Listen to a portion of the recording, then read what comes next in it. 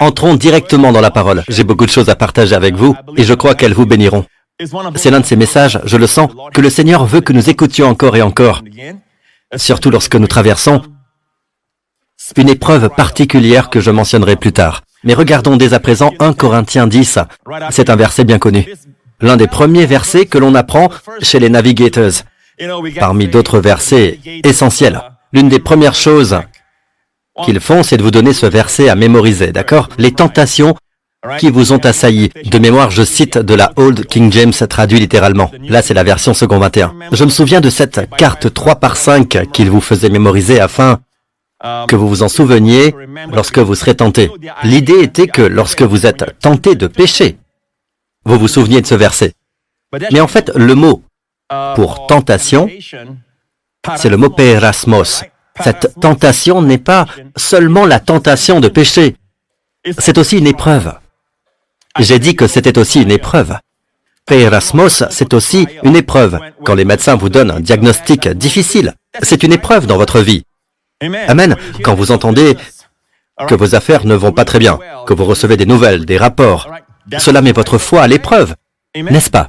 Quand vous apprenez qu'un de vos enfants a été pris en faisant une grosse bêtise, c'est une épreuve pour votre foi. Amen. Donc, tout cela se trouve dans le mot grec perasmos. D'accord?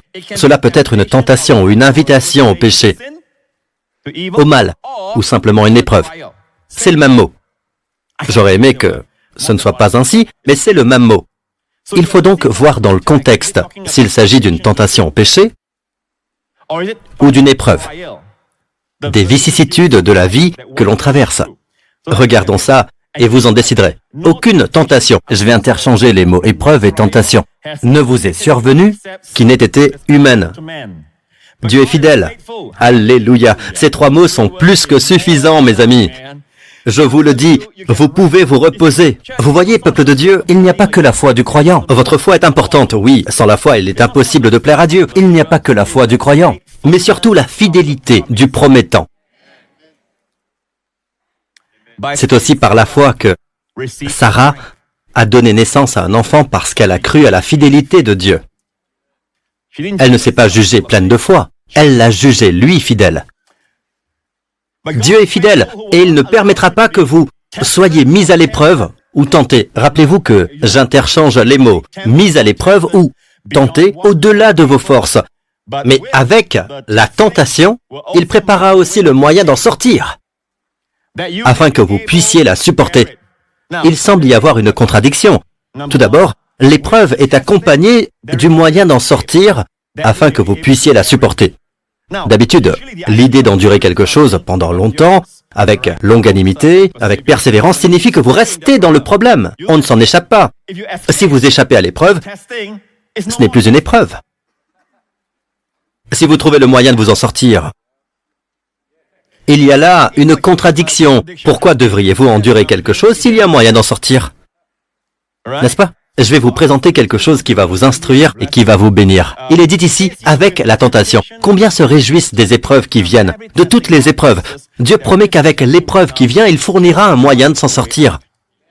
Et le moyen, remarquez, le moyen d'en sortir. En d'autres mots, le moyen de s'échapper. C'est en fait un mot grec. Ekbasis. Ekbasis. Je sais que ça sonne japonais, mais c'est du grec. Ekbasis. D'accord? Ekbasis. Ek signifie hors d'eux, basis signifie marcher. C'est littéralement marcher hors d'eux. Une issue. D'accord? Un mot grec que l'on peut traduire en français par l'issue, la sortie, l'évasion, l'issue. Vous sortez, ekbasis, amen. C'est donc un seul mot. La sortie est un seul mot. D'accord?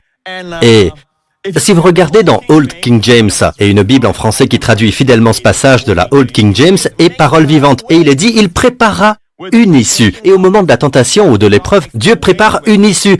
L'idée que j'ai toujours à l'esprit, c'est qu'importe l'épreuve qui surgit, quelle que soit l'épreuve, la fidélité de Dieu est telle qu'il préparera une issue. Oui, il préparera une issue. Mais dans le grec, j'ai découvert que ce n'est pas une issue. Cette idée est indéfinie, mais nous ne savons pas ce qu'est cette issue. En ce moment même, certains d'entre vous traversent une épreuve. Ce n'est pas drôle. Ça fait mal. Il s'agit d'un être cher. Vous êtes probablement en état de semi-dépression en ce moment. Votre problème est peut-être la dépression. Vous envisagez de mettre fin à vos jours. Ne le faites pas. Le message d'aujourd'hui vous libérera. Son nom est Jésus.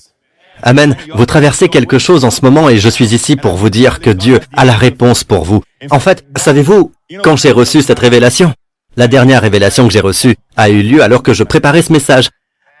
Je me suis retenu de sauter dans mon bureau parce que je savais que cette révélation pourrait faire que je me cogne au plafond.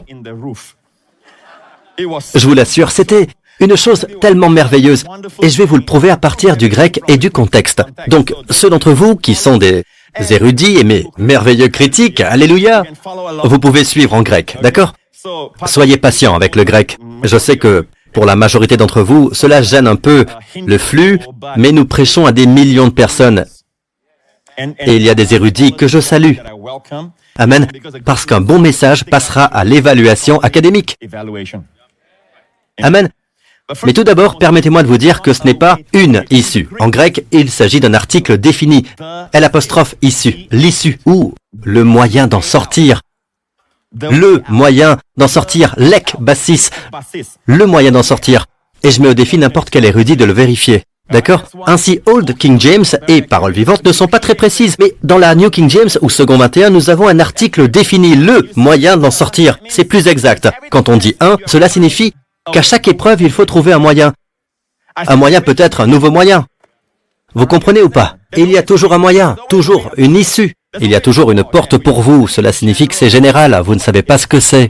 Mais quand vous dites « le », vous indiquez quelque chose de très spécifique. Vous m'écoutez? Vous désignez quelque chose de très spécifique. Quel est le moyen d'en sortir? Quel est le moyen?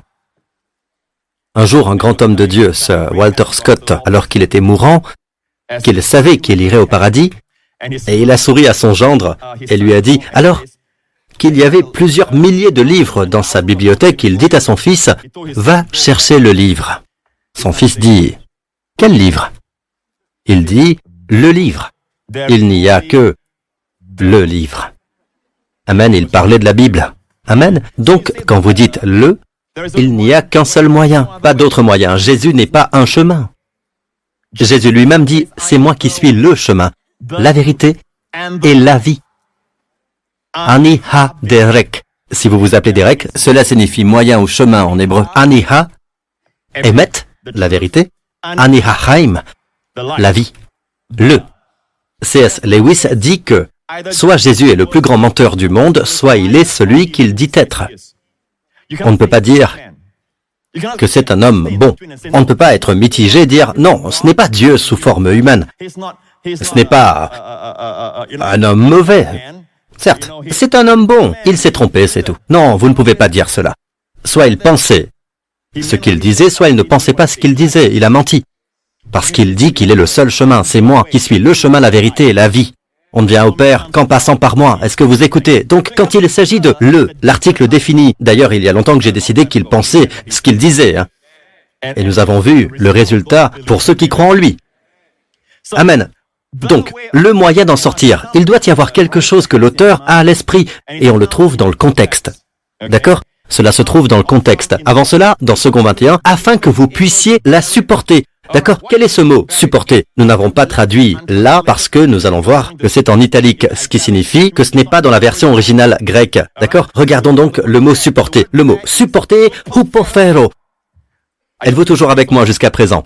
Vous pouvez suivre, n'est-ce pas? Ok. Hupofero. Qu'est-ce que hupofero? Qu'est-ce que c'est? Hupo. Hupo signifie sous. Quand quelque chose vient par en dessous, c'est hupo. Pharaoh signifie être transporté, comme sur une rivière, comme un mouton qui est transporté.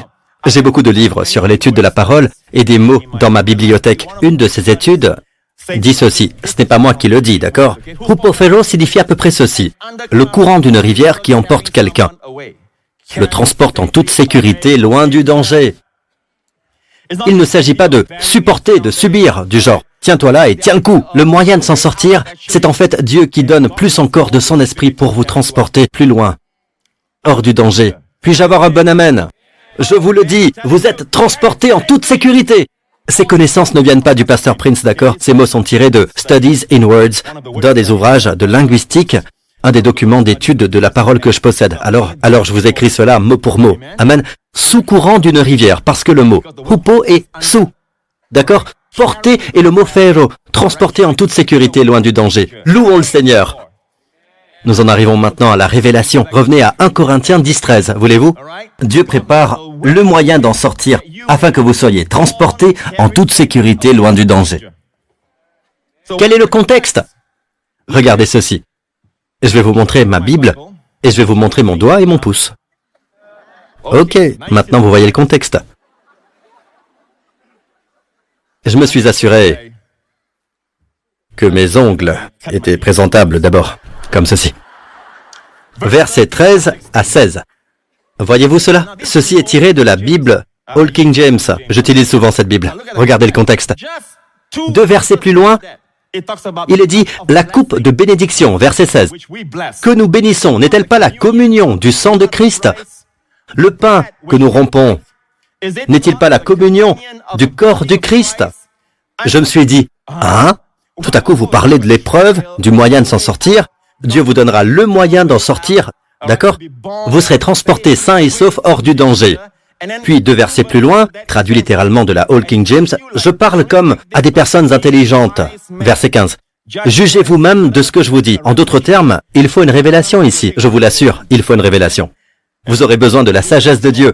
Il faudra une intelligence spirituelle. Êtes-vous prêts pour cela? Amen. Quand Dieu m'a montré cela pour la première fois, je me suis bien sûr senti valorisé. Vous savez, ce n'est que par la grâce de Dieu que nous pouvons recevoir de lui. Vous souvenez-vous des disciples dans la chambre haute? La Bible dit, Jésus leur apparut. Alors, il leur ouvrit l'intelligence afin qu'ils comprennent les Écritures. Jusque-là, ils n'avaient pas compris qu'ils mourraient et ressusciteraient. Alors il leur ouvrit l'intelligence. Nous dépendons tellement de toi, Seigneur Jésus, pour ouvrir notre intelligence. Aucun d'entre nous ne devrait penser qu'il est sage. L'homme sage est celui qui dépend de lui pour ouvrir son intelligence chaque fois qu'il s'approche des Écritures. Puis-je avoir un bon amen? Ensuite, il dit ceci, la coupe, c'est la communion. Le verset 16, c'est la communion. Qu'en est-il de la coupe de bénédiction? Et le pain, qu'est-ce que cela a à voir avec le moyen d'en échapper? D'en sortir avec l'ekbasis, sortir de l'épreuve. Quel est le rapport? Mais avant cela, il est dit, c'est pourquoi, verset 14, mes bien-aimés, fuyez l'idolâtrie. Les versets qui précèdent le verset 13 parlent de l'idolâtrie. Savez-vous comment ils parlent de l'idolâtrie? Voyons au même chapitre en allant au verset 7. Ne devenez pas idolâtres comme certains d'entre eux. En effet, il est écrit, le peuple s'assit pour manger et pour boire, puis ils se levèrent pour s'amuser. Il parle de l'incident survenu après la fabrication du veau d'or. Savez-vous ce qu'ont fait les enfants d'Israël après avoir fabriqué un veau d'or? Après le veau d'or, ils se sont assis et ont mangé et bu des offrandes au veau d'or. C'est de l'idolâtrie et ils se sont levés. Le mot « s'amuser » fait référence aux orgies. Ils faisaient des fêtes où ils se déchaînaient. C'est le mot que nous allons utiliser aujourd'hui, d'accord? Pas seulement des fêtes, mais des fêtes déchaînées, des orgies. Ils s'asseyaient, ils mangeaient. L'idée de manger et de boire devant un dieu étranger. Ce n'est pas un dieu, c'est une idole. Voyez-vous le contexte? Je vais vous le montrer, cela parle de communion. Voyez-vous cela? En fait, si vous retournez dans le même chapitre, il est dit « Et tout le peuple d'Israël, ils ont tous mangé la même nourriture spirituelle et ils ont tous bu la même boisson spirituelle. En effet, ils buvaient à un rocher spirituel qui les accompagnait et ce rocher était Christ. » Donc manger et boire à nouveau. Peuple de Dieu, vous savez bien ce qui est arrivé à l'homme parce qu'il a mangé quelque chose qui a fait tout ce désordre, non? Vous avez entendu ce que j'ai dit? Adam a ouvert sa grande bouche. Tout d'abord. Et il a mangé la chose même que Dieu avait dit de ne pas manger. On peut dire que toutes les malédictions que vous connaissez, tous les maux de ce monde, tout ce qui inquiète les gouvernements des nations, les pénuries économiques, les tremblements de terre, les épreuves. Dieu n'a jamais fait ce monde pour qu'il soit ainsi. Dieu considère même la mort comme un ennemi. Dieu déteste la mort. Dieu déteste le péché. Savez-vous ce que Dieu a fait du péché? Il l'a mis sur Jésus. Dieu aime les pécheurs. À quel point Dieu déteste-t-il le péché? Autant que Dieu aime les pécheurs. Laissez-moi vous expliquer. Une personne que vous aimez beaucoup a le cancer. Aimez-vous le cancer? Bien sûr que non, mais le cancer est dans la personne que vous aimez. Autre question. À quel point vous détestez le cancer? Il faut y répondre par une autre question. À quel point aimez-vous l'être aimé? Car plus vous aimez l'être aimé, plus vous tenez à cet être-là, et plus vous détestez le cancer. Donc Dieu vous aime, mais Dieu déteste le péché. Et la raison pour laquelle Dieu déteste le péché, c'est parce que Dieu vous aime, et que le péché détruit tout ce que Dieu a conçu de bon, comme la bénédiction, comme l'harmonie, comme la paix, comme la santé, comme la vie pour vous et pour vos familles. Dieu ne tue pas la joie. En sa présence, c'est la plénitude de la joie. Amen. La joie pour toujours. Lorsque Jésus était dans la chambre haute, il savait qu'il allait être trahi dans quelques heures. En fait, il venait de demander à Judas de sortir et il faisait nuit. Quelle façon poétique de dire que c'était la nuit. Jésus regarda ses disciples et leur dit, « Je vous ai dit cela afin que ma joie demeure en vous. » Imaginez le visage d'un homme qu'on aurait baptisé dans du jus de citron amer. Il vous regarde et vous dit, « Je vous ai dit cela afin que ma joie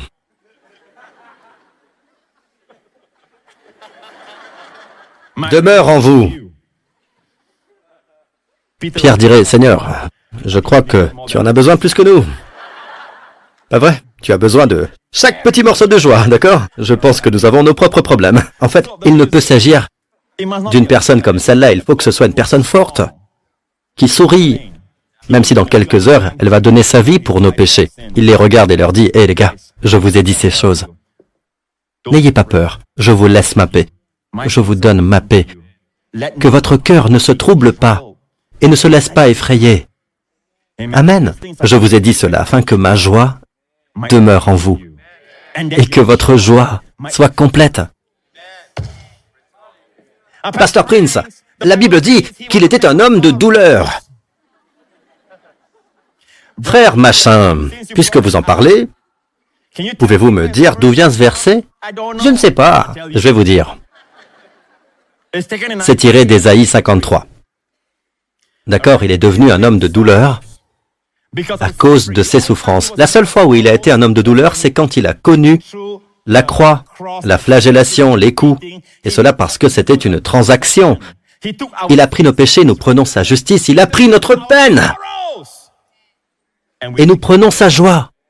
Il est devenu une malédiction pour que nous soyons bénis. Je ne me suis toujours pas remis de cette partie sur la malédiction. Il y a quelques semaines, je vous ai dit que lorsque je lisais Galates 3:13, Christ nous a racheté de la malédiction de la loi en devenant malédiction pour nous. Le Fils de Dieu est devenu une malédiction afin de nous racheter. Oui, mais il n'a pas juste porté une malédiction, il est devenu une malédiction pour que la bénédiction d'Abraham puisse venir à nous tous. Ne passez pas à côté de cela, les amis. D'accord? Vous m'écoutez, les amis? Il veut donc une église joyeuse. Waouh, tant de joie là, de ce côté. Et je veux vous montrer l'arrière-plan de ce même chapitre, pour vous montrer qu'il s'agit de manger et de boire. Et d'ailleurs, si vous regardez le reste du chapitre 10, il y est question de manger. Ainsi donc, que vous mangiez, que vous buviez ou quoi que vous fassiez, faites tout pour la gloire de Dieu. Ça parle de manger et de boire. C'est pourquoi le chapitre suivant parle de l'apôtre Paul qui dit, c'est 1 Corinthiens 11. En effet, j'ai reçu du Seigneur ce que je vous ai transmis. Le Seigneur Jésus, la nuit où il a été arrêté, a pris du pain. L'apôtre Paul, dans le chapitre suivant, 1 Corinthiens 11, dit, j'ai reçu du Seigneur ce que je vous ai transmis. Le Seigneur Jésus, la nuit où il a été arrêté, a pris du pain. Il l'a rompu et a dit, ceci est mon corps qui est rompu pour vous. De même, il a pris la coupe. Il a rendu grâce et il a dit, ceci est mon sang, versé pour la rémission des péchés. Maintenant, peuple de Dieu, je vous pose une question. Pourquoi Paul a-t-il dû dire au chapitre 11, « J'ai reçu du Seigneur ce que je vous ai transmis ». Il aurait pu prendre de Pierre, il aurait pu prendre de Matthieu. Matthieu, Marc et Luc ont rapporté dans les évangiles synoptiques que Jésus a institué la communion, le repas du Seigneur. Mais le Seigneur Jésus, Le Christ présent, glorifié et élevé, pensait que la communion était si importante qu'il en a donné une révélation personnelle à l'apôtre Paul. Et Paul lui-même a dit, « J'ai reçu du Seigneur ce que je vous ai transmis la nuit où il a été arrêté. » En d'autres termes, il ne l'a pas reçu de Matthieu, il ne l'a pas reçu de Marc, de Luc ou de Jean. Il l'a reçu du Seigneur. Pensez-vous que le Seigneur qui est aujourd'hui au ciel, à la droite du Père, considère important que vous ayez une révélation à ce sujet? Je sais que ça dépend. Il y a des églises, des dénominations aujourd'hui qui ne font même plus la communion. Il y a ceux qui la font une fois tous les 2 mois. Il y a ceux qui la font une fois par mois. Il y a ceux qui n'ont que du pain. Mais laissez-moi vous dire ceci. Je pense que le diable essaie de réduire le moyen d'en sortir. Il essaie de l'annuler, il essaie de vous faire perdre de vue le moyen d'en sortir. Vous m'écoutez? Revenons donc à 1 Corinthiens 10, le contexte, d'accord? Verset 13. Très bien. La coupe de bénédiction que nous bénissons, n'est-elle pas la communion du sang de Christ? Le pain que nous rompons, n'est-il pas la communion du corps du Christ? Le contexte est donc très clair, d'accord? Tout d'un coup, il parle de la communion. Cela n'a pas de sens. Et connaissant l'apôtre Paul, c'est un enseignant très systématique, pas vrai? Il est très intelligent. Mais lorsqu'il s'agit de la Bible, Dieu orchestre tout. Aucun verset n'est sorti de son contexte. Je vous ai déjà montré les versets. Le peuple s'assit pour manger, pour boire, puis ils se levèrent pour s'amuser. Passons maintenant au verset 16, sur l'écran. La coupe de bénédiction que nous bénissons, n'est-elle pas la communion au sang de Christ? Ce mot communion est le mot koinonia, qui signifie communauté. D'accord? Association. Pas qu'un esprit de fraternité, vous pouvez être en communauté avec moi, mais je vous ai rencontré hier. C'est une communauté du genre d'une communauté autour d'un thé, une sorte de camaraderie. Mais ici, ce serait plutôt quelque chose de plus intime. Une participation intime. Une participation intime. Vous m'écoutez? Ce mot est également utilisé dans le cas d'un mari et d'une femme qui sont intimes. Ils se disent des choses, n'est-ce pas? Il y a des choses qu'ils disent et font et dont personne d'autre n'a connaissance. Ils sont intimement impliqués. L'esprit, l'âme et le corps. D'accord? C'est l'idée de la communion. Êtes-vous avec moi jusqu'à présent? Êtes-vous bénis? Amen? Maintenant, gardez cela à l'esprit, d'accord? De quoi s'agit-il? De la communion. Le pain que nous rompons n'est-il pas la communion au corps de Christ? Puisqu'il y a un seul pain, nous qui sommes nombreux, nous formons un seul corps, car nous participons tous à un même pain. Il n'est pas dit que nous communions tous les uns aux autres. Certains enseignent, quand vous prenez le pain, souvenez-vous que c'est le corps du Christ. Non. Jésus n'a jamais dit qu'il s'agissait du corps mystique du Christ. Nous sommes le corps du Christ. Quand vous prenez le pain, quand le pain est avec la coupe de vin, c'est toujours son corps physique. Ceci est mon corps. Il ne fait pas référence au corps mystique qui viendra. Vous écoutez? Et ici, c'est très précis. Nous qui sommes nombreux, nous formons un seul corps, car nous participons tous à un même pain. En d'autres termes, nous sommes un seul pain, un seul corps, parce que nous participons tous au corps de Jésus. Vous avez compris? D'accord. Voyez les Israélites. Nous revenons à l'ancien Israël. Ceux qui mangent les animaux offerts en sacrifice, ne sont-ils pas en communion avec l'autel? Je vais vous dire quelque chose. Il est dans votre intérêt aujourd'hui, si votre corps souffre, s'il y a un diagnostic, quel qu'il soit, quel que soit ce que les médecins vous ont dit, laissez-moi vous dire ceci. Vous avez intérêt à partager les bénéfices de la croix. Votre question est comment faire? Voyez les Israélites. Ceux qui mangent les animaux offerts en sacrifice ne sont-ils pas en communion avec l'autel? L'autel, c'est la croix. L'autel, à l'époque, dans les temples d'Israël, avait 4 coins. C'est une image de la croix. C'est là que les agneaux sont placés. C'est là où l'on met le corps du taureau. C'est là que le sacrifice est déposé. L'Holocauste est déposé là. Il y a 4 coins parce qu'un jour, cet antitype sera Jésus sur la croix, avec 4 coins, au nord, au sud, à l'est et à l'ouest, car Dieu a tant aimé le monde que les bienfaits se répandent aux 4 coins de la terre. Puis-je avoir un bon amen? D'accord? N'oubliez pas que l'autel est le lieu de la croix. Comment y participer, y communier? La question à $1 million que se pose l'Église de Jésus-Christ est la suivante. Je sais qu'il a porté mes maladies, et pas seulement mes péchés, mais comment puis-je y participer? Comment puis-je y avoir accès? Comment puis-je devenir un koinonia, un participant intime? Quelqu'un qui partage ce qui s'est passé. Comment puis-je participer aux bienfaits du sang et aux bienfaits du pain? Comment? Voyez les Israélites. Ne sont-ils pas en communion avec l'autel? En d'autres termes, lorsque vous mangez le pain et buvez la coupe, vous devenez participant de ce que Jésus a fait sur la croix. Est-ce que vous m'écoutez, peuple de Dieu? Je vais vous lire quelques témoignages. Si j'ai le temps, peut-être un seul témoignage, mais il va vous bénir. Cet homme s'appelle Joshua, du Royaume-Uni.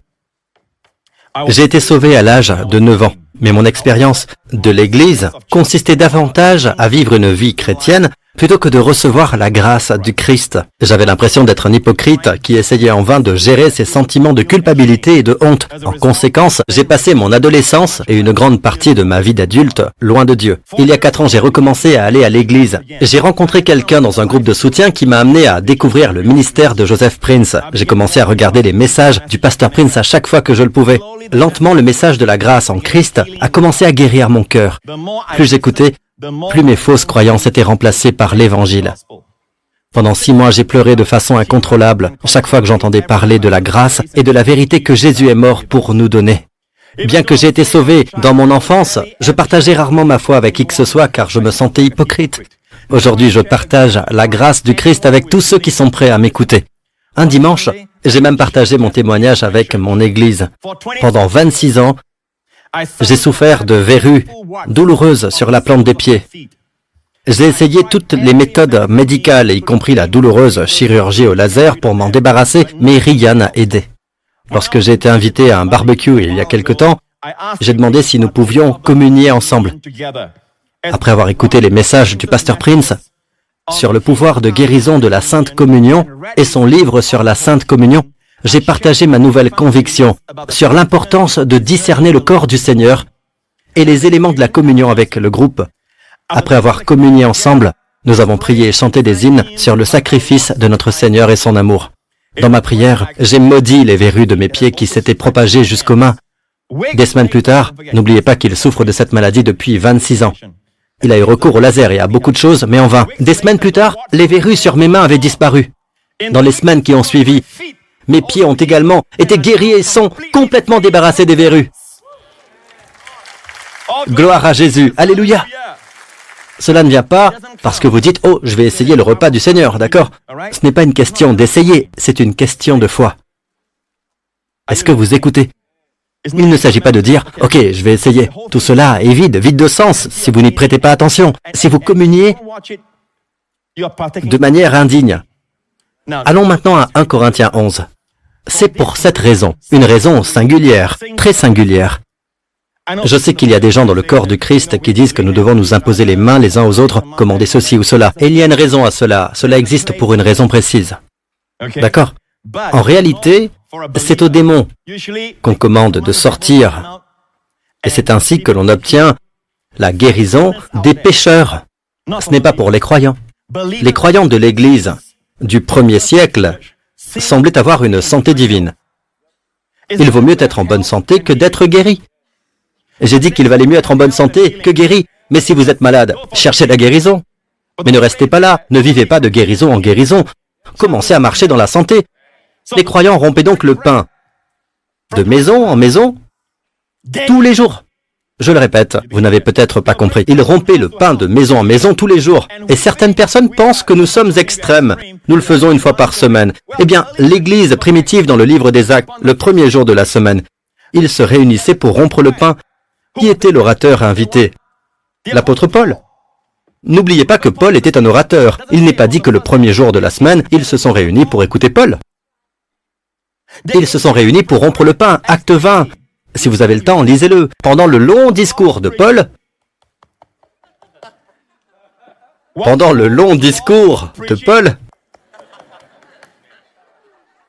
il y avait un jeune homme assis à la fenêtre. D'accord? Il y avait 3 étages. Tout était également symbolique. 3 étages, le 3e ciel. Tous les fidèles sont avec le Christ au 3e ciel. Le nom du garçon est donc donné. Pourquoi? Il y a une signification pour l'Église. Il s'appelle Eutychus. E-E-U signifie bon en grec. Eutychus signifie bonne fortune. Il s'est endormi. Il n'a pas écouté la prédication de Paul et a fait une chute de 3 étages et est mort. À présent, pourquoi l'Église, pourquoi est-elle privée de la bonne fortune? Eutychus. Nous n'écoutons pas la prédication de Paul. Comme dans une autre histoire, dans les Actes des Apôtres, le navire de la chrétienté avait Paul à son bord, mais ils ont refusé d'écouter Paul.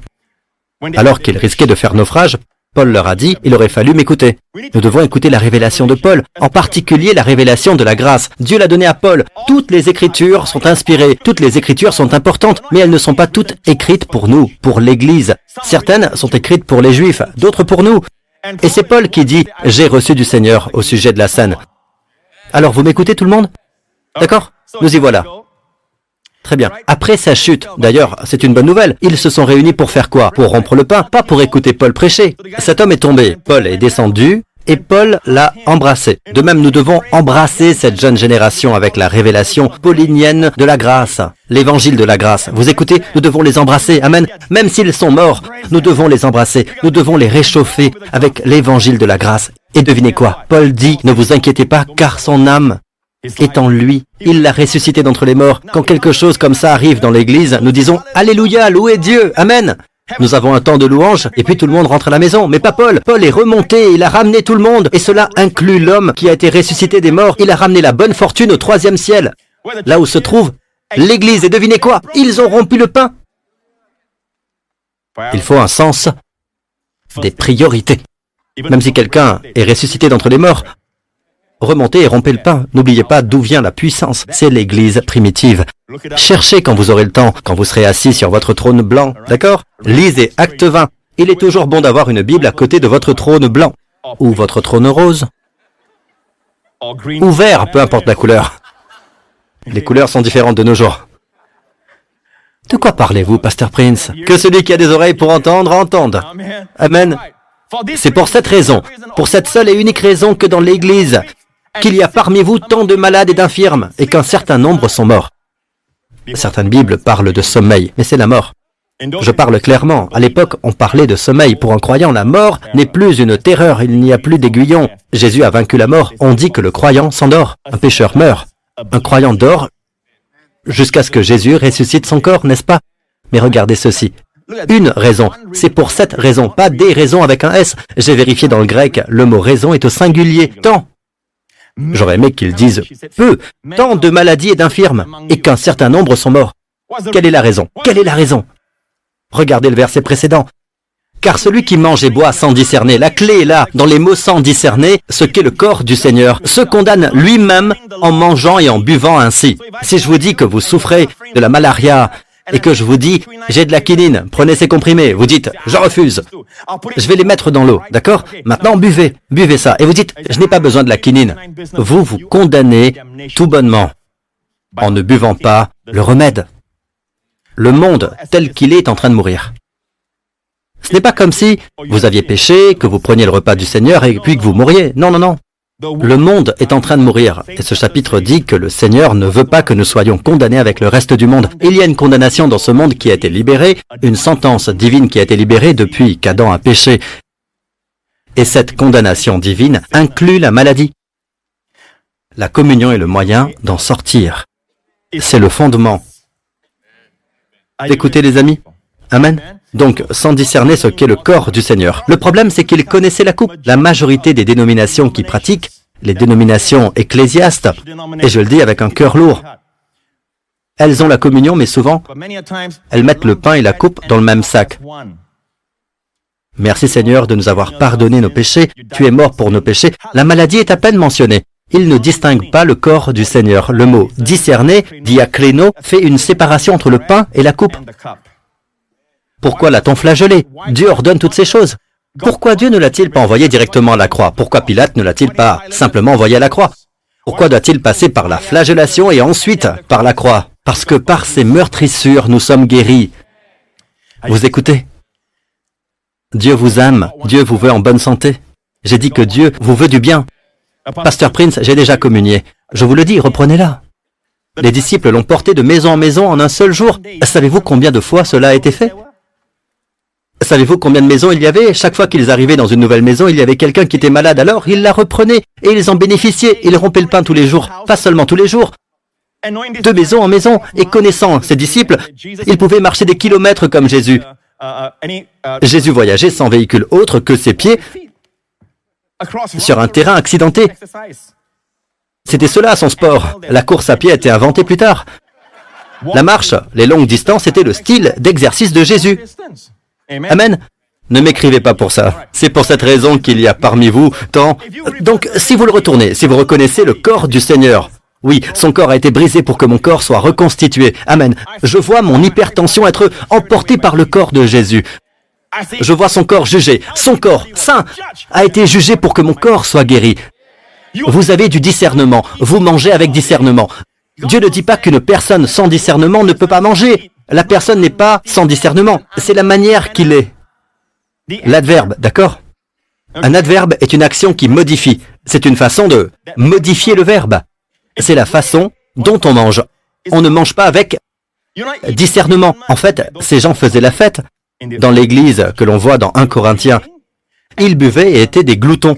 Il y a de la gourmandise durant le repas du Seigneur. Or, dans notre église, il est très difficile de se livrer à la gloutonnerie.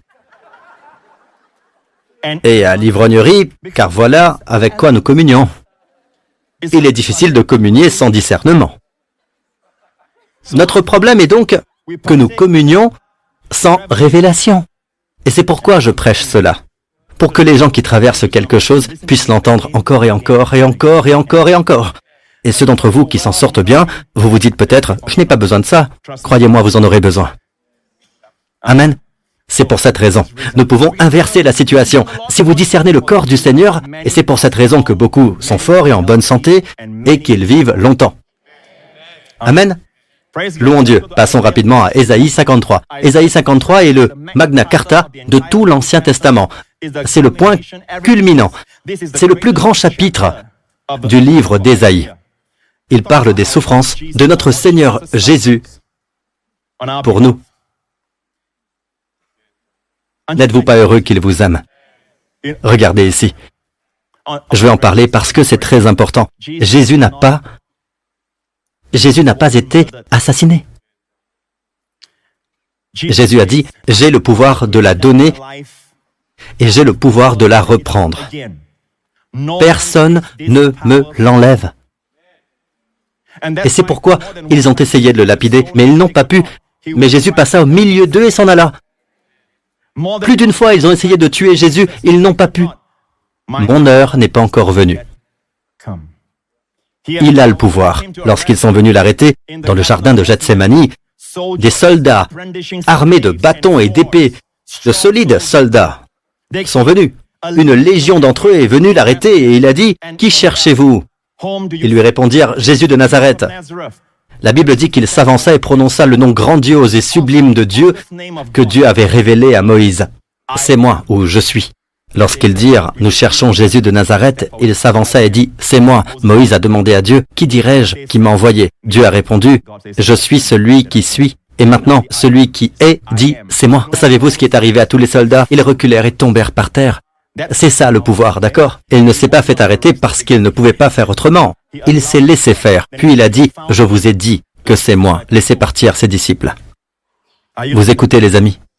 Amen. Il s'est livré, je pense qu'il s'est livré à la croix. C'est l'une des choses qui a convaincu l'un des voleurs qu'il s'agissait d'un homme différent. C'est la même chose qui a convaincu le centurion romain, dur et endurci, devant la croix quand il est mort. Cet homme était vraiment le Fils de Dieu. Je vous le dis, peuple de Dieu, il n'avait pas besoin de mourir, il vous aimait.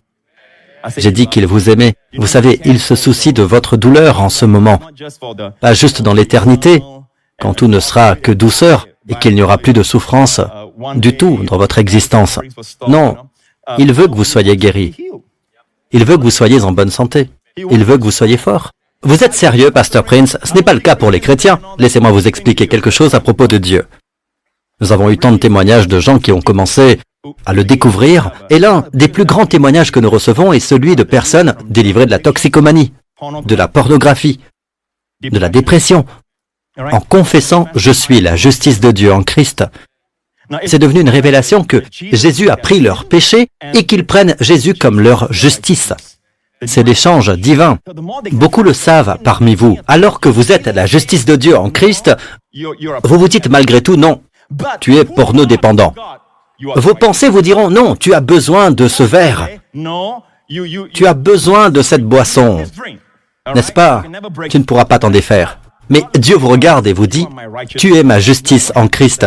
Je dois vous le dire, nous avons beaucoup de témoignages. Allez sur josephprince.com et allez dans la section des témoignages. Vous verrez par vous-même le nombre de personnes qui confessent « Je suis la justice de Dieu en Christ », même lorsqu'ils sont dans le péché. Et puis un jour, le désir pour la pornographie, le désir d'alcool, le désir de drogue disparaît.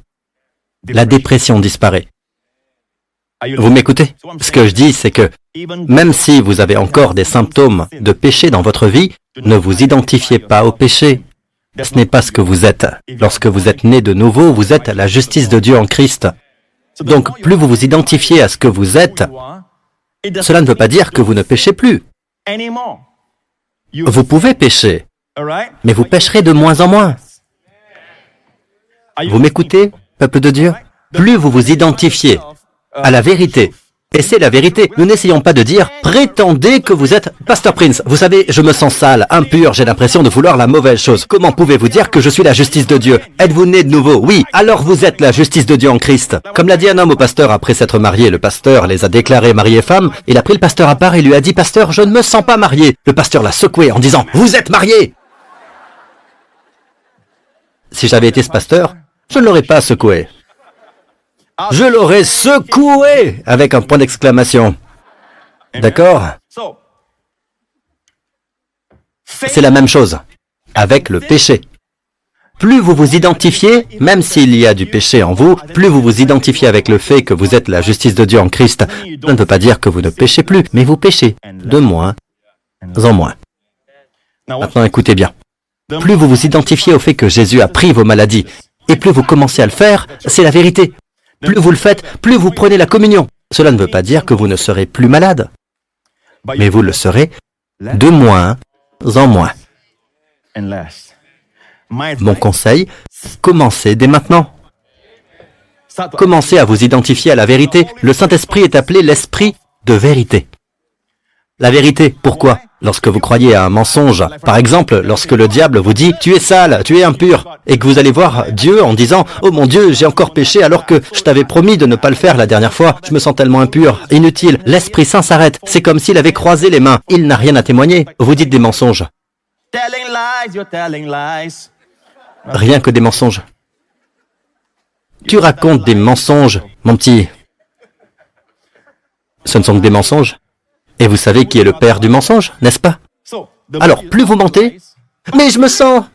Allez-y, dites ce que vous ressentez, et ne dites pas ce que vous pensez que Dieu pense.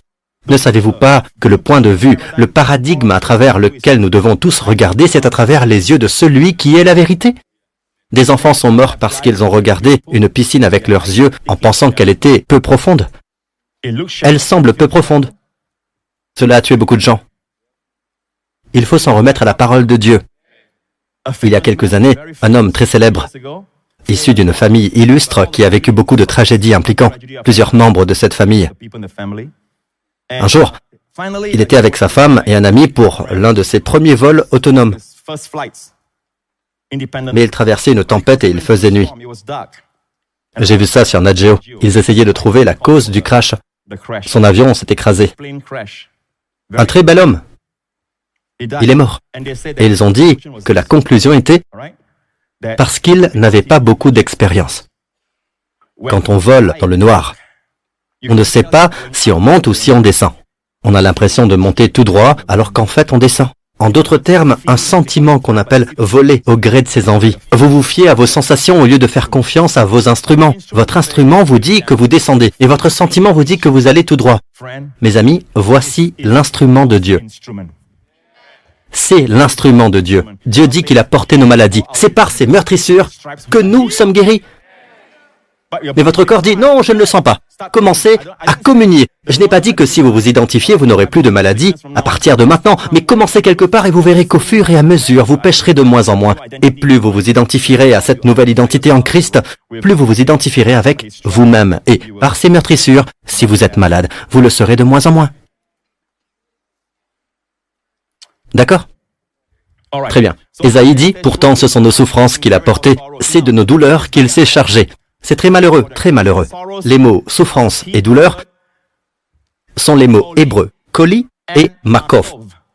D'accord? Koli, c'est la maladie. Makoph est la douleur. Je me souviens d'avoir partagé avec l'un des Juifs messianiques qui est pasteur à Jérusalem, un homme très digne. Aujourd'hui, il est avec le Seigneur. Il y a de nombreuses années, j'ai partagé avec lui. Et il est de ceux qui croient que la guérison n'est pas pour aujourd'hui. D'accord? Et je lui ai parlé d'Ésaïe 53. Je lui ai dit, est-ce que c'est koli et makoph? Et il a répondu, oui. Un homme âgé, très digne. J'ai dit, le koli est-il une maladie ou une maladie spirituelle comme certains érudits essaient de nous le faire croire? Il m'a répondu, non, c'est toujours une maladie physique. Et qu'en est-il de la douleur physique? Il a alors examiné l'ensemble. A-t-il dit. Il était très intéressé. Si vous regardez la traduction biblique de Young, en passant, c'est un érudit extraordinaire. La concordance de Young, celle de Strong aussi. Vous devez lire 3 concordances dans votre vie. Strong, Young et Cruden, afin d'être fort, jeune et cru. D'accord? Regardez la traduction de Young, que la Bible Darby reprend. Pourtant, en vérité, c'est de nos maladies qu'il s'est chargé. Et ce sont nos souffrances qu'il a prises sur lui. Existe-t-il une autre occurrence dans la Bible? Oui, Dieu merci pour le ministère de Jésus. Matthieu 8, il a pris nos faiblesses, c'est le Nouveau Testament. Ainsi s'accomplit ce que le prophète Ésaïe avait annoncé. Il a pris nos faiblesses et s'est chargé de nos maladies. Il s'agit ici d'infirmités physiques, des faiblesses, des infirmités, des maladies et des douleurs. C'est très très clair. Pasteur Prince, vous êtes sûr? D'accord, puisque vous n'êtes pas convaincu, hein, vous petits incrédules, laissez-moi vous montrer le verset 16, le contexte. Ne le sortez jamais de son contexte. Voici le contexte, verset 16. Le soir venu, on amena vers Jésus de nombreux démoniaques, il chassa les esprits par sa parole. Il y a la délivrance des démons et guérit tous les malades. Je suis si heureux qu'il les ait tous guéris. Je me demande si les gens lisent leur Bible. J'ai dit que je me demandais si les gens lisaient leur Bible. Il n'a pas guéri tout le monde en Israël, il a guéri tous ceux qui venaient à lui. Rappelez-vous de cela. Guérit tous les malades. Ainsi s'accomplit ce que le prophète Ésaïe avait annoncé. Il a pris nos faiblesses et il s'est chargé de nos maladies. Il est donc très clair que le contexte fait référence à la maladie physique, la guérison physique. La Bible interprète la Bible. Amen.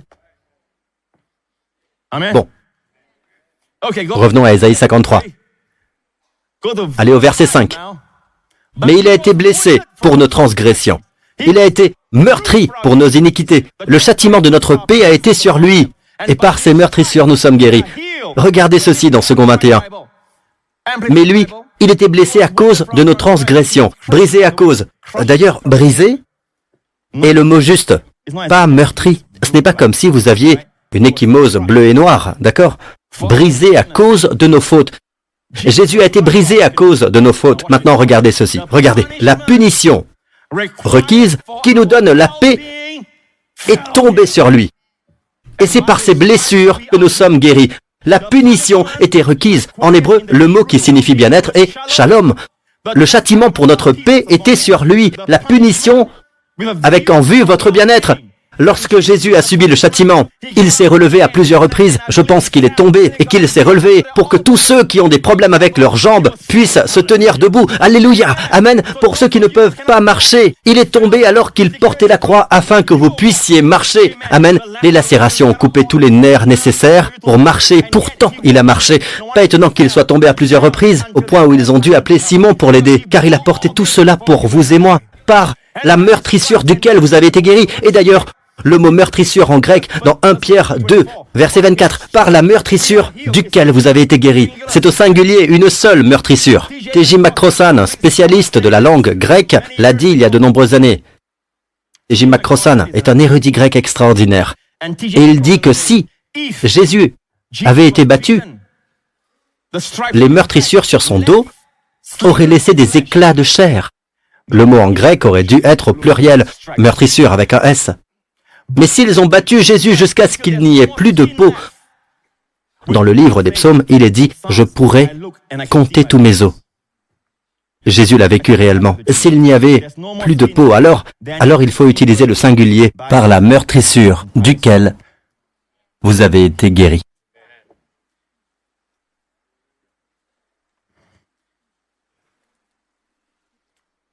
Je vous ai dit qu'il vous aimait. Il n'avait pas besoin de passer par là. Il vous a aimé. Avec la première meurtrissure, et paf, votre cancer meurt. Votre tension artérielle disparaît. Votre maladie cardiaque disparaît. Chaque artère s'est assouplie et s'est dégagée. La médecine, Dieu merci pour la science, Dieu merci pour la médecine, mais ils ne peuvent pas faire ce que les meurtrissures peuvent faire. Parfois, ils vous donnent ce médicament, mais ils vous disent ensuite que vous aurez un autre problème à cause de ce médicament. Vous devez donc prendre un médicament pour contrecarrer le problème que ce médicament occasionne, et puis un autre encore pour... Et puis on vous dit toutes les contre-indications. Vous m'écoutez? Le châtiment de notre paix a été sur lui. Le châtiment de notre paix a été sur lui, et par ses meurtrissures, nous sommes guéris. Revenons à la Bible d'Arby. Par ses meurtrissures, nous sommes guéris. Laissez-moi vous dire ceci. Le mot meurtrissure est kavura. Kavura, dites kavura. Kavura, d'accord? Le mot kavura signifie meurtrissure et blessure, mais pendant un certain nombre d'années, je l'ai découvert parce que j'aime l'hébreu. J'ai appris autant d'hébreu que possible. J'en sais assez pour vous en servir à toute heure de la journée. D'ailleurs, vous en profitez souvent. Oh oui, pasteur, on vous en remercie grandement. Je sais. Mais quand j'ai étudié l'hébreu, j'ai découvert que le mot meurtrissure, kavura, ne signifie pas seulement les meurtrissures sur son dos, c'est aussi le mot pour communauté, association. De quel kavura êtes-vous? J'ai donc vérifié auprès des Israéliens. Aujourd'hui encore, ils vous diront de quel kavura êtes-vous, de quelle association, de quelle communauté êtes-vous. Aujourd'hui encore, c'est kavura. Le mot kavura a deux significations. Pourquoi Dieu, qui a inventé, qui a créé la langue hébraïque, pourquoi a-t-il mis kavura à la fois comme meurtrissure et comme communauté? Revenons à 1 Corinthiens 10. La coupe de bénédiction que nous bénissons n'est-elle pas la participation intime? C'est le mot grec koinonia. En hébreu, kavura. Maintenant, je le sais. Mais pendant des années, je ne le savais pas. Retournons à Ésaïe pour mieux comprendre. Puisque je sais, par ces meurtrissures, nous sommes guéris, comprenez bien que ces meurtrissures étaient réelles, les meurtrissures sur son dos. Par ces meurtrissures, nous sommes guéris, oui, c'est l'interprétation première, mais Dieu nous dit comment nous pouvons participer, communier. Dieu nous dit que c'est par la communion avec ces meurtrissures. Pendant des années, en rentrant d'Israël, je me suis creusé la tête et j'ai dit, kavura, par son association. Qu'est-ce que je fais? J'adore et je communie avec lui. Que dois-je faire? Dieu peut-il me donner un verset de la Bible qui dise que c'est cela, la communion avec lui? Eh bien, devinez quoi? Je l'ai trouvé dans 1 Corinthiens, où il est dit que prendre la coupe de bénédiction et la communion au sang de Christ. Le pain que nous rompons est la communion au sang de Christ. Waouh! C'est comme ça que je suis en communauté avec le corps du Christ qui a été meurtri pour ma guérison. Je vous le dis, si vous êtes malade, vous devriez avoir un gros morceau de pain à la maison. Vous devriez prendre un verre de... Je ne recommande pas le vin si vous en prenez beaucoup par jour. Tu sais, chérie, je suis désolé, mais le pasteur Prince a dit que je dois en prendre beaucoup durant une journée. Alors, j'ai acheté ce vin. Tu dois comprendre que c'est pour le Seigneur. Tout est pour le Seigneur. Ne racontez pas de bêtises, d'accord? C'est un mauvais témoignage que d'être ivre, d'accord? C'est un mauvais témoignage. Alors, laissez-moi vous dire ceci. Prenez un morceau de pain, vous n'avez pas besoin de la coupe, d'accord? Vous n'avez pas besoin d'une coupe. Mais Pasteur Prince, pourquoi dites-vous tous cela? Est-ce que c'est obligé d'être comme ça? Oubliez la coupe. C'est une image. Mais même une miette peut chasser le diable de la fille de cette femme. Il ne s'agit donc pas de savoir si c'est grand ou si c'est petit, d'accord? C'est la révélation qui compte. Il ne s'agit donc pas de savoir comment le faire en passant. Si vous n'êtes pas sauvé, ne participez pas à la communion. Dans un petit moment, nous allons communier. J'ai pensé que nous l'aurions à la fin aujourd'hui. À cause de votre foi, de votre révélation, car quand vous la prenez avec révélation, quelque chose se passe. Ce n'est pas qu'un cœur vide ou un esprit vide qui participe, mais l'ensemble devient vide. Ça ne devient qu'un rituel. D'accord? Je vais conclure. Êtes-vous bénis? Nous arrivons à la fin. Mais je veux d'abord vous lire un autre témoignage. J'ai souffert d'une grave dépression postnatale après avoir donné naissance à un magnifique bébé, raconte Margaret du Royaume-Uni. J'avais l'impression que le monde entier reposait sur mes épaules et la dépression est devenue si grave que j'ai voulu mettre fin à mes jours. Savez-vous que la dépression donne des idées suicidaires? Mais le beau sourire de mon bébé m'a permis de tenir le coup. Un jour, mon frère m'a fait découvrir l'émission télévisée du pasteur Joseph Prince. Bien que chrétienne, je n'avais jamais entendu quelqu'un prêcher l'évangile comme le pasteur Prince. Ces messages m'ont aidé à comprendre ma merveilleuse identité en Christ et combien Dieu m'aime. Ma vie en a été bouleversée. J'ai commencé à regarder ces émissions tous les jours et je les ai toutes enregistrées. J'ai aussi commencé à confesser ma justice en Christ et à recevoir la Sainte Communion en me rappelant qui je suis. Depuis lors, ma vie n'a plus jamais été la même. Je ne souffre plus de dépression postnatale. Il y a de la lumière dans mon mariage, dans la vie de mes enfants et dans ma famille. Mon foyer est maintenant béni quotidiennement par la présence de Dieu. Amen. Mais, Pasteur Prince, qu'en est-il des proches qui sont à l'hôpital? Est-ce possible de prendre la communion pour eux? Écoutez bien, la prochaine que je vais vous lire, elle pourrait vraiment vous aider. Vous verrez que cela pourrait vraiment aider un parent ou quelqu'un d'autre, d'accord? Il s'agit de Colin, de l'Inde. En octobre 2015, Rama, la belle-mère de la sœur de ma femme, a été hospitalisée après avoir subi un accident vasculaire cérébral qui a paralysé le côté droit de son corps. Elle souffrait également d'une glycémie extrêmement élevée, ce qui peut aggraver un accident vasculaire cérébral. Son médecin a également constaté que son œsophage était tordu et lui a posé une sonde d'alimentation pour éviter qu'elle ne s'étouffe en mangeant ou en buvant. Ma femme et moi avions partagé les sermons en DVD Pasteur Prince sur la Sainte Communion et l'huile d'onction avec Dipesh, le fils de Rama. Lorsqu'il est arrivé à l'hôpital, il a prié sur Rama avec l'huile d'onction. Au bout de 5 minutes, elle a bougé sa main droite. La famille a également communié au repas du Seigneur. Même si nous étions dans une autre ville, nous avons partagé la foi avec eux. Vous pouvez le faire, n'est-ce pas? Le Seigneur peut guérir à distance, sans problème. Amen. Cette nuit-là, Rama a retrouvé toute la mobilité de son bras droit et de sa jambe. Mais elle ne pouvait pas se tenir debout parce qu'elle avait perdu l'équilibre. Le lendemain, elle a fait 2 fois le tour du service toute seule, sans aucune perte d'équilibre.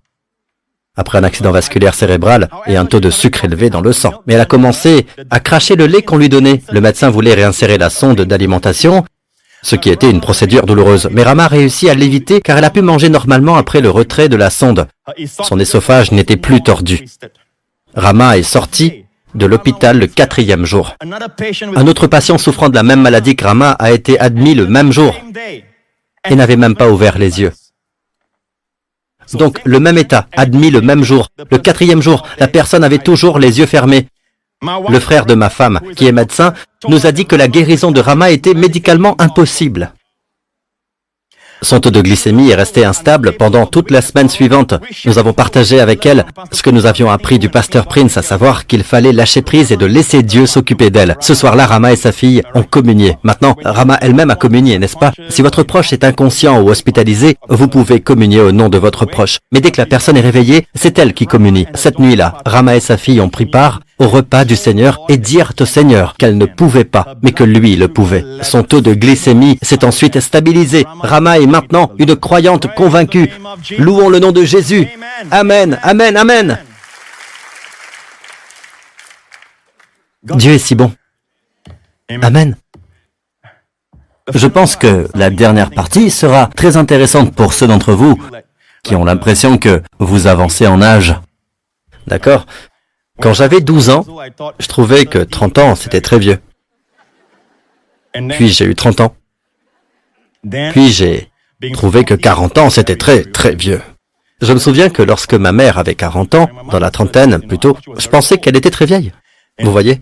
Et vous me regardez tous en disant, « Il ne sait pas de quoi il parle. » Pas vrai?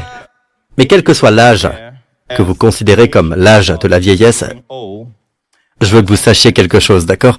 La Bible le dit dans le psaume 92. Regardez ici. Les justes poussent comme le palmier. Ils grandissent comme le cèdre du Liban. Le cèdre du Liban est un cèdre très célèbre. D'ailleurs, laissez-moi vous montrer un cèdre. Une photo d'un cèdre. C'est un arbre majestueux. Un arbre magnifique. Les cèdres du Liban sont les cèdres utilisés pour le temple de Salomon, le bâtiment le plus cher jamais construit pour en faire la maison de Dieu. C'est majestueux, n'est-ce pas? Le psaume 92 dit « Les justes poussent comme le palmier.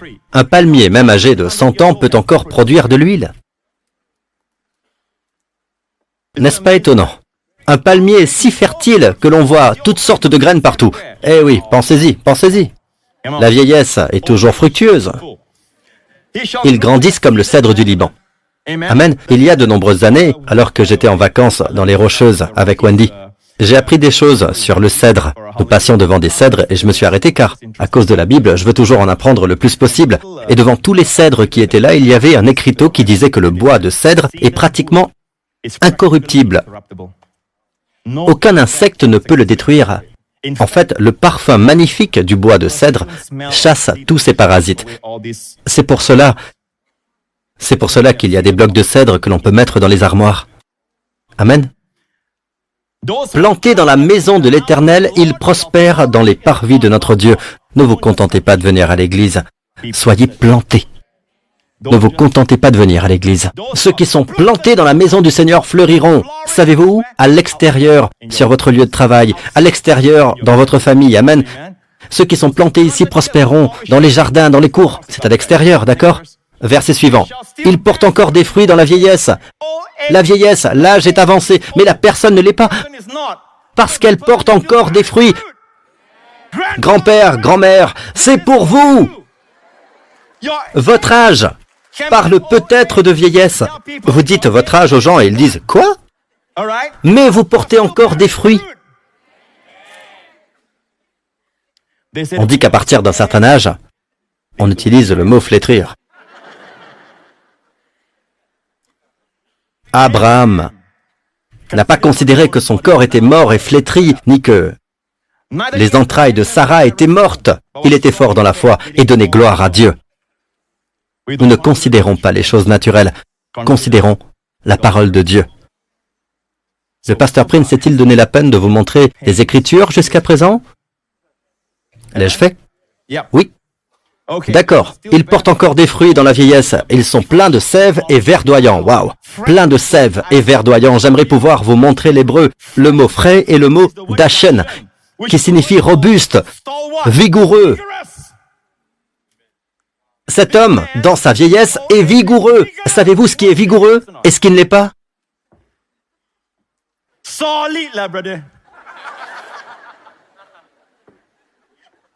Dans la Bible, dans Ésaïe, il est dit que les adolescents se fatiguent.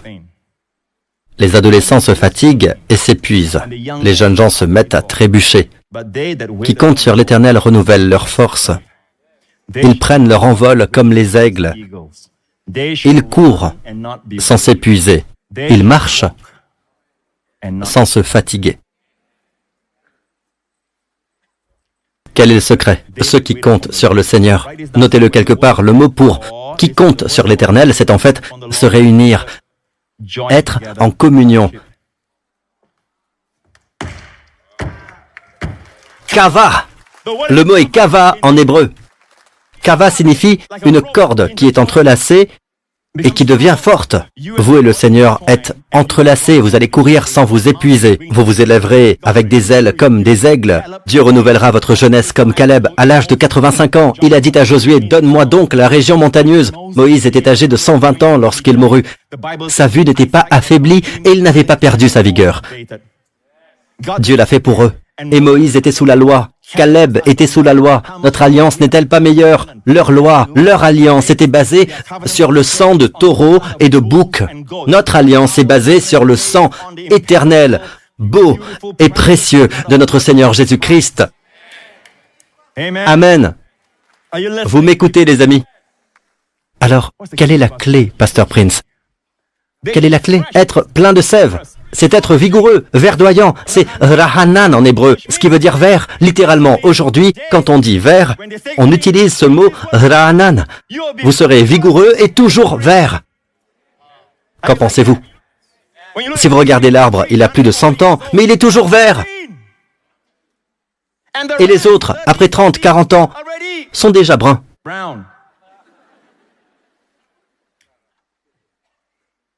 Toujours vert. Vous pouvez être toujours vert. Pourquoi Dieu veut-il cela? Pourquoi Dieu veut-il cela pour son peuple? Ce n'est pas seulement pour vous, vous savez, pour annoncer, pour témoigner que l'Éternel est droit. Il est mon rocher et il n'y a aucune injustice en lui. Pour que les gens autour voient que Dieu est annoncé. Dieu est un Dieu bon, c'est un Dieu droit. Quand ils voient le peuple de Dieu et qu'ils voient cela, wow, amen. Mais cela ne vous dit pas comment, n'est-ce pas? Revenez à la première partie. Ils grandissent comme le cèdre du Liban. La clé, c'est le cèdre du Liban, d'accord? Donc ces gens, dans leur vieillesse, portent encore des fruits. Ils sont encore verts. Ils sont encore vigoureux. Cela ne vous dit pas ce qu'ils ont fait, n'est-ce pas? Oui, vous devez revenir la semaine prochaine pour le savoir. Vous voulez savoir maintenant? Mais il est temps de conclure. Hein? Vous voulez le savoir maintenant?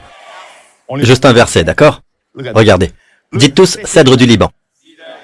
Quand Dieu m'a donné cela, oui, je connaissais ce passage depuis longtemps. Quand Dieu me l'a donné dans ma chambre, j'ai failli me cogner la tête au plafond parce que cela m'avait fait saliver. Je pouvais presque nager dans ma salive. J'étais sonné.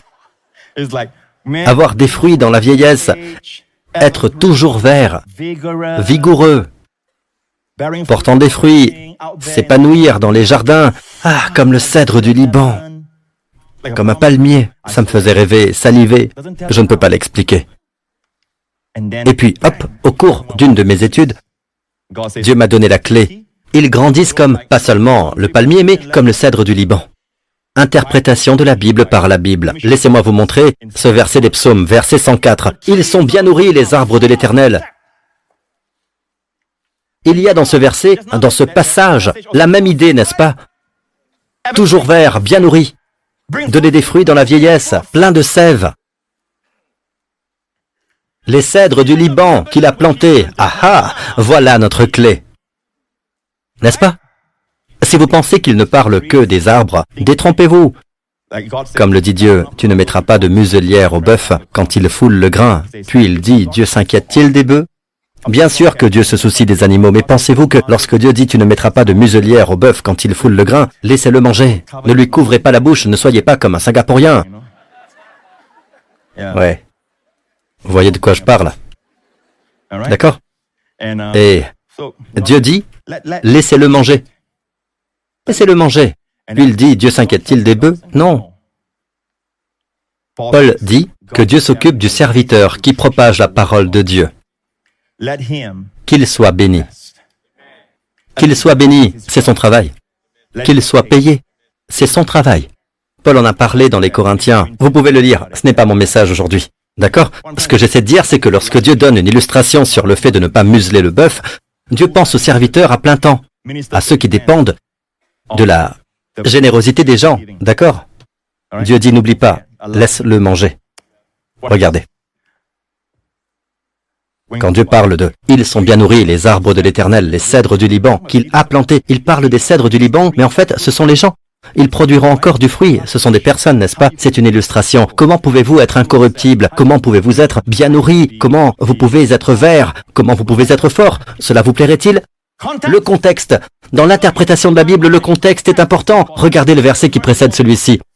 Dieu donne le vin qui réjouit le cœur de l'homme et fait plus que l'huile l'action du Saint-Esprit, resplendir son visage, et le pain qui fortifie le cœur de l'homme. Et je vous le dis, le seul pain qui peut fortifier le cœur physique de l'homme est le pain de la communion. Car c'est par ces meurtrissures que nous sommes guéris. Je suis ici pour vous dire, peuple de Dieu, le vin, le pain et la communion qui vous rend comme les cèdres du Liban, bien nourris. Et quand j'ai vu ça, je vous le dis, je me suis dit, waouh! C'était waouh. Waouh. Vous savez pourquoi je prêche cela? Je prêche pour que, lorsque votre proche ou quelqu'un reçoit un mauvais diagnostic, ne courez pas prendre la communion avec un cœur vide, une révélation vide, un esprit vide. Attendez, écoutez le sermon. À la fin, communiez. Il se passera quelque chose, parce que tout ce qui concerne les choses de Dieu doivent fonctionner avec la foi. La foi vient en entendant la parole du Christ. Vous écoutez, les amis? Amen. Vous savez, tout cela est arrivé à cause du péché de l'homme. Je vais conclure. Tout est arrivé à cause du péché de l'homme. L'homme a mangé de l'arbre alors qu'il n'aurait pas dû. Devinez quoi? Dieu dit, mangez pour retrouver les bénédictions. Mangez pour retrouver les bénédictions. Vous écoutez? Par le corps de Jésus. Il faut que ce soit le corps de Jésus. Vous souvenez-vous des disciples dans Luc 24? Je vous l'ai dit, n'est-ce pas? Je vous ai donné Luc 24. Je ne l'ai pas fait? Je ne vous ai pas donné Luc 24. Très vite, ok. Luc 24, quand Jésus est ressuscité d'entre les morts. Le même jour, très vite, d'accord? Je ne peux pas ne pas vous en parler, d'accord? Vous êtes là pour ça. Luc 24, rapidement. Pendant qu'il était à table avec eux, il prit le pain. C'est après la résurrection. Le même soir, après la résurrection, il est à l'endroit appelé Emmaüs avec les deux disciples. Je pense que c'est le mari et la femme, n'est-ce pas? Et il a pris la place des hôtes divins. Il a joué le rôle d'hôte. Il a pris le pain et, après avoir prononcé la prière de bénédiction, il le rompit et le leur donna. Alors leurs yeux s'ouvrirent et ils le reconnurent. Mais il disparut de devant eux. Quand leurs yeux se sont-ils ouverts? Quand l'ont-ils reconnu? Quand il a rompu le pain. Tout au long des 7000, ils ne l'ont pas vu jusqu'à ce qu'il ait rompu le pain. Il y a quelque chose ici, peuple de Dieu, il y a quelque chose. Et j'ai tout un message sur la route d'Emmaüs, tout un message à ce sujet où Dieu m'a montré qu'il s'agit en fait d'une réplique ou une image de ce qui s'est passé dans le jardin d'Éden quand l'homme est tombé. L'homme a mangé. C'est une image. Il y a un homme et une femme. Il y a un couple. Alors voici un couple qui retourne à Emmaüs. Cléophas et Madame Cléophas. Le Seigneur marche avec eux dans la fraîcheur du jour. Puis le Seigneur Jésus vient ici. C'est une restauration. Vous comprenez ou non? Ce qui était perdu a été restauré ici. Nous avons peu de temps. La Bible dit que leurs yeux étaient empêchés de reconnaître Jésus. Ils ne savaient pas que c'était Jésus. Leurs yeux étaient empêchés. Ils voulaient qu'ils le voient dans la parole, pas physiquement. Mais à la fin, que s'est-il passé? Le diable a séduit la femme qui a séduit l'homme pour qu'il mange le fruit. N'est-ce pas? Et leurs yeux se sont ouverts. Mais au mauvais endroit. Pas sur Dieu, mais sur eux-mêmes. Comme vous êtes pécheurs, comme vous êtes sales, comme vous êtes nus. Mais ici, la restauration. Leurs yeux se sont ouverts. Ils ne se sont pas vus eux-mêmes, ils l'ont vu lui. En regardant les types, les deux histoires, je vous propose ceci. Adam et Ève ont mangé, communié de l'arbre de la connaissance du bien et du mal, n'est-ce pas? Ce qu'ils n'ont pas mangé, c'est de l'arbre de vie. Puis-je vous dire que la communion est l'arbre de vie? Il est votre justice, il est votre justice, il est votre sainteté. Êtes-vous bénis? Êtes-vous bénis? Vous savez que c'est la partie restauration. Et vous savez ce qui s'est passé? Il a disparu. Ça ne veut pas dire qu'il les a quittés. Il a disparu de leur vue. Il était toujours là. Il ne les quittera jamais. Il a parcouru 7000 à pied. Ils viennent de parcourir 7000, mais après la communion, ils peuvent à nouveau parcourir 7000. Ils sont retournés trouver les autres disciples et ont dit « Hé, nous avons vu le Seigneur !» Suivons le récit. Alors les deux disciples racontèrent ce qui leur était arrivé en chemin et comment ils l'avaient reconnu au moment où il rompait le pain. Ils ont tout raconté. Maintenant, regardez ceci. Ils parlaient encore quand Jésus lui-même se présenta au milieu d'eux et leur dit « Que la paix soit avec vous !» Alors qu'il parlait de rompre le pain, le Seigneur aime cela. C'est pourquoi il se montre encore maintenant. Amen. Quand il parlait de rompre le pain, Jésus est apparu. Pensez-vous qu'il soit descendu du ciel à ce moment-là? Non, il était là tout le temps. Il ne les a jamais quittés. Autrement dit, d'un pain à l'autre. Il a disparu et il a réapparu. Annoncez la mort du Seigneur jusqu'à ce qu'il vienne. En premier lieu, jusqu'à ce qu'il vienne, signifie qu'il viendra dans les nuages pour nous emmener tous dans l'enlèvement. Mais jusqu'à ce qu'il vienne peut aussi vouloir dire de continuer à communier jusqu'à ce qu'il se manifeste à vous. Je ne sais pas ce qu'il en est pour vous, mais moi je me sens béni. Je pense que vous êtes vraiment prêts maintenant à recevoir la communion. Êtes-vous prêts? Très bien, passez les éléments de la communion. Vous les avez tous dans vos mains, n'est-ce pas? Êtes-vous prêts? Rappelez-vous, il ne s'agit pas d'être conscient de votre propre maladie. Il s'agit d'être conscient de Jésus. Amen, d'être conscient de lui. Je vais dire ceci à nouveau. Vous n'avez pas à répéter les mots exactement. Quand vous venez à l'église, je le dis aussi aux pasteurs, ce n'est pas comme si les pasteurs devaient vous guider mot à mot. Je pense que nous devons arrêter de faire cela. Vous êtes assez grand et assez vieux. C'est votre propre prière à Dieu. Nous vous guiderons de temps en temps, d'accord? Mais faites votre propre prière. Ne laissez pas le pasteur Lorenz embrasser cette fille pour vous. Amen. Vous savez, le mot adoration signifie embrasser. Embrasser le Seigneur. Vous devez embrasser le Seigneur vous-même. Amen. Vous savez quoi dire, mais le principe est le suivant. Soyez conscient du Seigneur. Il dit, faites ceci en souvenir de moi, pas de vous-même, pas de vos problèmes, pas de votre maladie. Cessez de penser à vous. Il s'agit de lui. Regardez-le comme il est beau, comme les cèdres du Liban. Amen. Regardez comme il est majestueux, comme il est plein de miséricorde, de gentillesse, de tendre miséricorde, de bonté, comme il est plein d'amour, de compassion. Il n'était pas obligé de le faire, mais il a choisi de descendre, de mourir sur cette croix pour nos péchés, mais avant d'être suspendu à la croix, il a choisi d'aller au poteau du fouet, au poteau de la flagellation. Et ils l'ont flagellé, et ils l'ont flagellé à nouveau, et ils l'ont flagellé encore et encore, et c'est par ces meurtrissures que nous sommes guéris. Par sa blessure, par sa meurtrissure, son dos était si déchiré, vous voyez maintenant cela dans l'esprit, voyez cela. Lorsque cette meurtrissure s'est formée sur son dos, votre cancer est mort, votre tumeur a disparu. Lorsque cette meurtrissure s'est formée sur son dos, votre tension artérielle s'est normalisée. Lorsque cette meurtrissure s'est formée sur son dos, votre insomnie et votre manque de sommeil ont disparu. Par cette meurtrissure, quelle que soit votre condition, dites « Seigneur Jésus, je te remercie de m'avoir guéri par ta meurtrissure. » Dites-lui maintenant, par ta meurtrissure, je suis guéri de... Il peut s'agir de plusieurs choses, mais dites simplement par ta meurtrissure. Je te remercie Seigneur, c'est un temps d'action de grâce, pas de supplication. Merci Seigneur, c'est par tes meurtrissures que tout a été fait. Vous ne lui demandez pas de recommencer, vous le remerciez. C'est un temps de louange, d'action de grâce. Merci Seigneur, par tes meurtrissures, je suis guéri. Dans mon cœur, par ta meurtrissure, je suis guéri de l'oubli. Par ta meurtrissure, je suis guéri dans mon cerveau. Par ta meurtrissure, je suis guéri dans ma mémoire. Par ta meurtrissure, je suis guéri dans mes chevilles. Par ta meurtrissure, je suis guéri aux genoux, peu importe ce que c'est. Mais voyez-le, ne vous contentez pas de le répéter comme un perroquet. Voyez-le, voyez-le, voyez-le, portez les meurtrissures. Quand vous êtes prêts, communiez.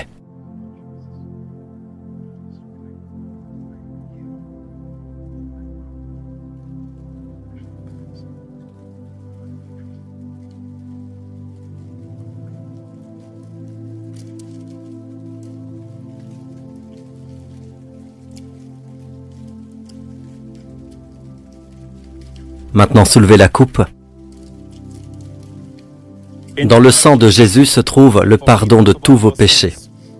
Vous ne communiez pas, souvenez-vous-en, pour être pardonné. Vous buvez parce que vous êtes pardonné. Si vous n'êtes pas sauvé, si vous n'avez pas encore cru en Christ, ce n'est pas pour vous. Posez les éléments. C'est seulement pour les croyants.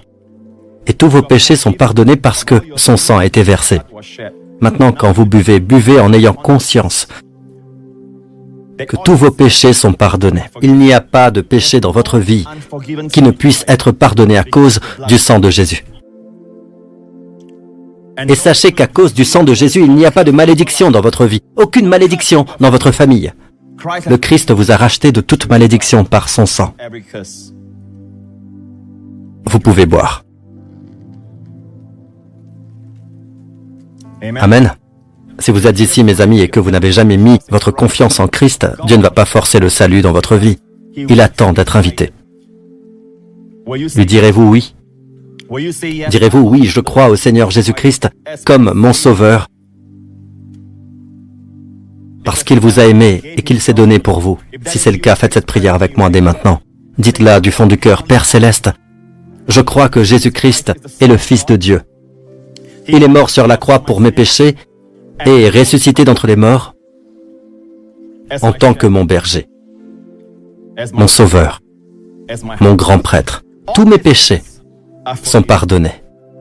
Je suis un enfant de Dieu. Je suis la justice de Dieu en Christ et je suis béni, béni, béni. Jésus-Christ est mon Seigneur. Au nom de Jésus. Amen. Louez le Seigneur. Mettez-vous debout. Si vous avez fait cette prière, vous êtes maintenant un enfant de Dieu. À partir de ce jour, vous pouvez participer à la communion. Amen. Louez le Seigneur. N'êtes-vous pas heureux d'être venu? Regardez-vous. Je ne sais pas ce qu'il en est pour vous, mais il y a comme un nuage de gloire dans tout cet endroit. Vous savez, pendant tout le sermon, il y a eu comme un nuage de gloire. Il apparaît, il apparaît. Levez les mains. Que le Seigneur vous bénisse cette semaine. Que le Seigneur vous bénisse avec les bénédictions d'Abraham, les bénédictions du Deutéronome 28, et que le Seigneur vous garde, vos proches et vous cette semaine, de toute infection, de toute terreur, de toute crainte, de tout danger, de tout accident, de toute tragédie. Le Seigneur vous protège, vos proches, vos familles et vous-même, de tous les effets néfastes de la brume.